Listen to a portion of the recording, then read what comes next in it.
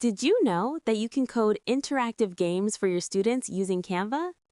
In this short video, we'll be exploring how to leverage Canva's AI coding features to build custom interactive games. Let's begin by logging into Clever. You can get to Clever at clever.com/in/SPPS. Once you get there, log in with your Active Directory login and find the button for Canva. Click the Canva button to be launched into the Canva website.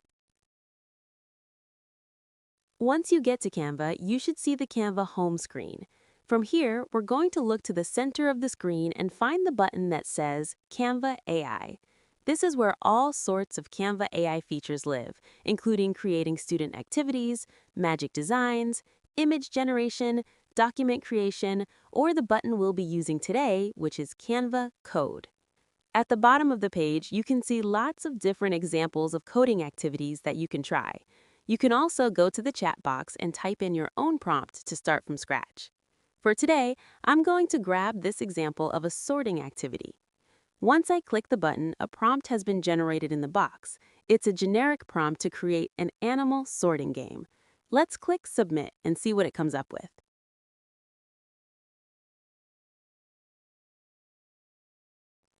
Canva code takes just a little bit of time, but you'll see a window open on the right-hand side of the screen and the code begins to be built.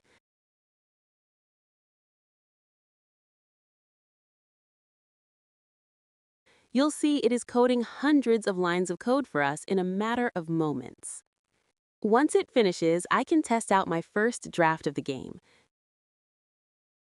So here it is. It's an animal classification game where I can drag animals into a box.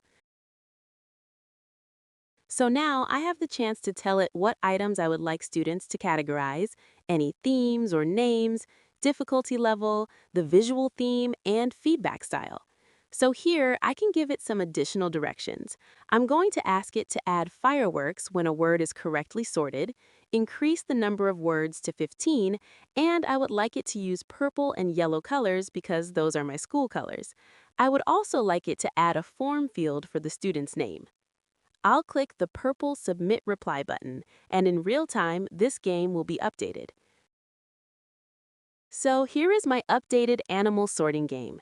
There is a blank at the start for the students to write their name and today's date, and then they can start their game.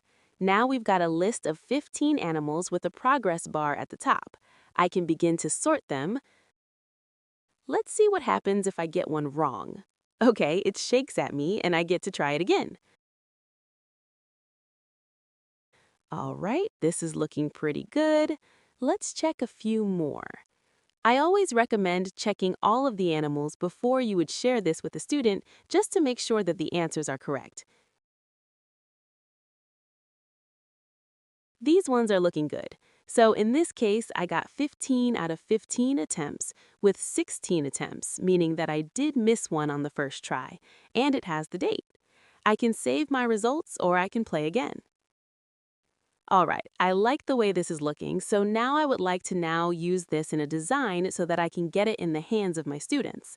When I click this button in the top right, I have a choice of using this in a website, a presentation, a document, or a whiteboard. For today, I will use it in a whiteboard.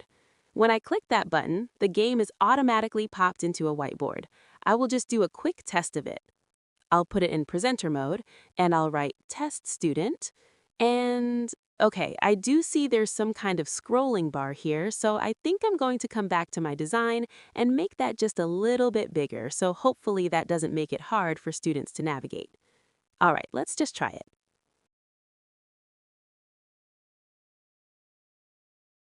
This is looking pretty good. So now imagine that I wanted to share this with students. My favorite way to share is with a public view link. So I'll click the share button and I'll click a public view link and create a public view link. Then I will copy that link. I like this because it allows me to see how many visitors have clicked the link, and it makes sure that anybody with the link can access it even without signing in. So I'll open up a new tab and paste this link to see what it looks like. Looks pretty good. Notice that visitors can't edit it, which is good, but they can play it. I'm going to take a moment and play this very quickly to make sure it's working accurately.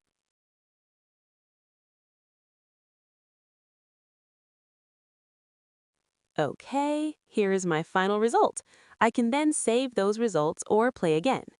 So if I had shared this with my class, my students could play this game using the link. And the cool thing is, they won't see other students' games, they'll only see their own. But if I go back to my teacher side of things and I click on this game, I also want to show you this Data button here in the center of my toolbar. When I click Data, it shows me that this game has been connected to a sheet. When I open that sheet, I can see the students who've played it.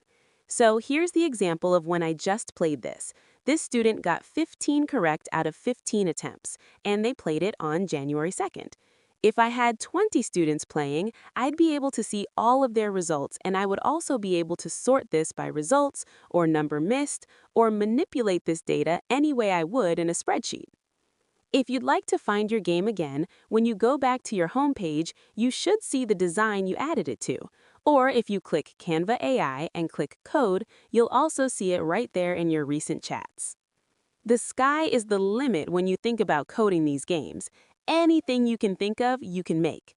If you'd like to see just a few examples of games that have been using Canva code, here are a few. In this game, students practice Spanish greetings in a flashcard-style game. After flipping the card, students identify whether they knew the word or if they're still learning it, and this will keep track of the greetings that students need to continue to practice. Here's another example. This is a two-player tic-tac-toe game with easy, medium, and hard difficulty levels where students play X and O and answer multiplication questions. If they answer the question right, they get to place an X or an O on the game board. You can also use Canva code to practice vocabulary. In this game, students pick words from the word bank and drag them into the buckets for nouns, verbs, adjectives, or adverbs. Here's another sorting one where students can grab emojis of animals and place them into boxes for carnivores, herbivores, or omnivores. You can also make a beat the clock style math game where students see how many math questions they can answer in a minute. And here's an example of a high school weightlifting vocabulary matching game where students drag terms on the left to their correct definitions on the right. You can even code a memory-style game where students flip cards to try to match science vocabulary words with their definitions. Or you can highlight the season and have students answer math questions to raise the temperature and melt the snow. So that is a little bit about Canva AI's coding feature and how you can use Canva to build and share custom interactive games to share with your students. Give it a try today.